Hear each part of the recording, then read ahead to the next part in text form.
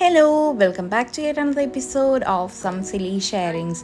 എല്ലാവരും ഇത്ര ഹാപ്പി ആയിട്ട് ഹായ് ഒക്കെ പറഞ്ഞിട്ട് എങ്ങോട്ടാണ് പോണേന്നല്ലേ. ഇത് ഞാൻ കണ്ണൂർ വന്നതിന് ശേഷമുള്ള സീൻസാണ്. And today we are heading to കണ്ണൂരിൻ്റെ സ്വന്തം പയ്യാമ്പലത്തു നിന്ന് കുറച്ചും കൂടെ മുന്നോട്ട് പോയി കഴിഞ്ഞാൽ എത്തുന്ന നമ്മുടെ നീർക്കടവിലേക്കാണ്. ഈ നീർക്കടവിലേക്ക് എന്ന് പറയുമ്പോൾ തന്നെ കുറച്ച് ആൾക്കാർ ഇപ്പോൾ ഗസ്റ്റ് ചെയ്തിട്ടുണ്ടാവും എന്താണെന്ന്.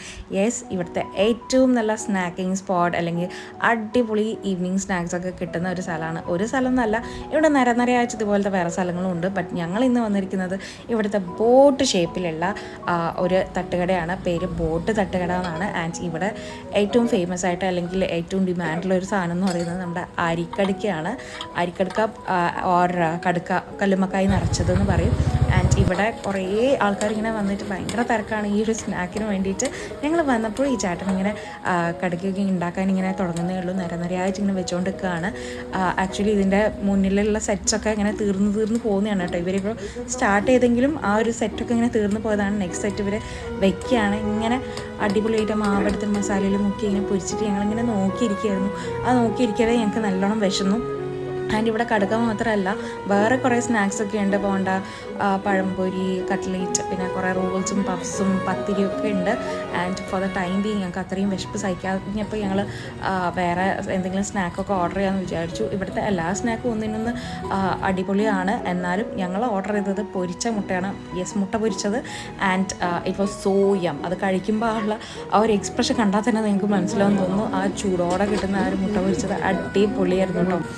ആൻഡ് ഇത് പ്രിപ്പയർ ചെയ്യാൻ വേണ്ടിയിട്ട്, കടുക്ക പ്രിപ്പയർ ആയി വരണമെങ്കിൽ 15-20 മിനിറ്റ്സ് ആവുമെന്ന് പറഞ്ഞല്ലോ. അത്രയും നേരം ഞങ്ങളിങ്ങനെ കാത്തിരുന്നു. ആൻഡ് ഇവർ തരുമ്പോൾ ആ ചൂടോടെ തരും കേട്ടോ. ആ അടുപ്പിൽ നിന്ന് ഇങ്ങനെ എടുത്തു വെച്ച് അതേപോലെ തരും. And it's texture is so smooth. And ആ ബൈറ്റ് എടുക്കുമ്പോഴൊക്കെ ഇല്ല, നല്ല സോഫ്റ്റ് ആയിട്ടുണ്ടാവും കടുക്ക. കമ്പാരിറ്റീവ്ലി നല്ല വലിയ കടിക്കുമാണ് അതിൽ അറ്റാച്ച് ചെയ്തിട്ടുള്ളത്.